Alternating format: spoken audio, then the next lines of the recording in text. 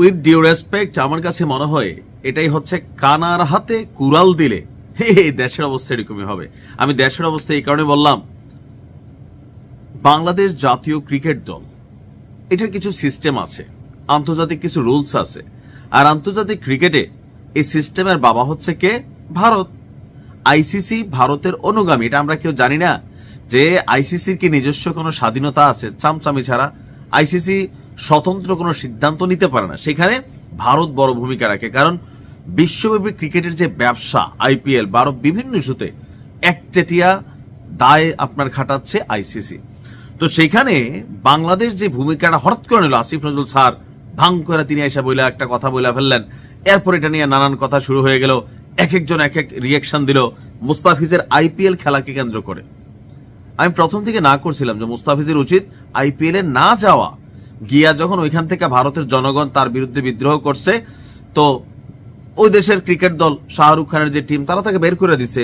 তো বের করে দেওয়ার পর বাংলাদেশ এটাকে অপমান মনে করছে। তো এরপরে বাংলাদেশ যে সিদ্ধান্ত নিল, এখন ওই সিদ্ধান্তের বিপরীতে আইসিসি যে সিদ্ধান্ত নিল, বাংলাদেশ তো আমসালা সবই হারাইলো। এখন এই সিদ্ধান্ত গ্রহণে তামিম ইকবাল কিন্তু একটা ওয়ার্নিং দিয়েছিলেন, বলছিলেন যে বেশি বাড়াবাড়ি ভালো না। কেন ভালো না? আইসিসিতে ভারতের একচেটিয়া আধিপত্য, এটা আমরা সকলেই জানি।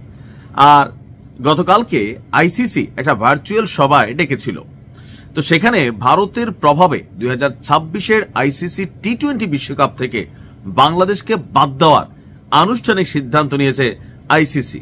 একদিকে ভালো হয়েছে, বাংলাদেশ ক্রিকেট দল ওইখানে গিয়ে শুধু খেলোয়াড়রা বহুবার চালাইয়া ঘোরাফিরি আর শপিং টপিং ছাড়া, রাষ্ট্রের জন্য পরাজয়ের লজ্জা ছাড়া আর কোনো কিছু নিয়ে আসতে এই আইসিসি বা ক্রিকেট টিমগুলারে আজকাল আর দেখা যায় না। বাস্তবতা কিন্তু এটাই। তবে প্রেক্ষাপটটা হচ্ছে যে বাংলাদেশে বাদই দিয়ে দিচ্ছে, কারণ আমরা বলছি ভারতে গিয়া না খেললে আমরা খেলবই না, একটা শক্ত অবস্থান নিয়েছিলাম। উল্টা আইসিসি এখন আমাদেরকে বাদই দিয়ে দিছে। নিরাপত্তা ঝুঁকি থাকার কারণে ভারতে গিয়ে বাংলাদেশ বিশ্বকাপ ম্যাচ না খেলার দাবি করেছিল, কিন্তু ভারতীয় স্বরাষ্ট্রমন্ত্রীর ছেলে জয় শাহের নেতৃত্বাধীন, বুঝছেন তো এটা কার নেতৃত্বাধীন? আপনার আইসিসি বোর্ড, অর্থাৎ এটা নেতৃত্ব দিচ্ছে ভারতের স্বরাষ্ট্রমন্ত্রীর ছেলে। সেই আইসিসি বোর্ড বাংলাদেশের বিরুদ্ধে রায় দিয়েছে।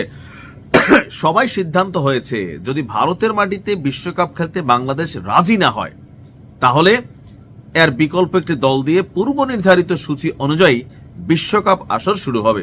আর সেই বিকল্প দলটি হতে পারে স্কটল্যান্ড। বিশ্বকাপে খেলা না খেলার সিদ্ধান্ত আপনার আগামী 24 ঘন্টার মধ্যে আইসিসিকে জানাইতে হবে। এখন বাংলাদেশের খেলোয়াড়রা ভারতে গেলে কি হুমকি আছে? কিছুটা আছে, একবার যে নাই তা বলা যাবে না। তবে যখন কোনো ইন্টারন্যাশনাল খেলা হয়, তো সেই ক্ষেত্রে সেই দেশের যারা পুলিশ আছেন, সেনাবাহিনী আছেন, আইন শৃঙ্খলা বাহিনী আছেন, তারা সেই রাষ্ট্রের নিরাপত্তা মেনটেনেন্স করে। যেমন ধরেন পাকিস্তানে অনেকেই খেলতে যায় না, কেন? সেখানে বিভিন্ন ধরনের ঘটনা হয়, কিন্তু পাকিস্তান সেনাবাহিনী নিরাপত্তার দায়িত্ব নেয়। অনেক টুর্নামেন্ট হচ্ছে না, হচ্ছে। তো তদ্রুপ আইসিসি বলছে যে বাংলাদেশ যে নিরাপত্তার ঝুঁকির কথা বলছে, আসলে সেখানে বিশ্বাসযোগ্য কোনো হুমকি খুঁজে পায়নি, এটা মনে করতেছে বাংলাদেশ। কারণ আমরা বাংলাদেশের থেকে মনে করতেছি ভারতে গিয়ে এরকম করলে আমরা মাইর দিব, বাট এই যে মাইর দিবে কেউ কি হুমকি দিছে কোনো অর্গানাইজেশন? আইসিসি বলছে না, তেমন কোনো হুমকি বাংলাদেশকে দেওয়া হয়নি। বাংলাদেশের অনুরোধ রেখে বিশ্বকাপের ম্যাচ শ্রীলঙ্কায় সরিয়ে নিলে আইসিসি টুর্নামেন্টের মর্যাদা হারাবে এবং আইসিসির নিরপেক্ষতা নিয়ে প্রশ্ন উঠবে।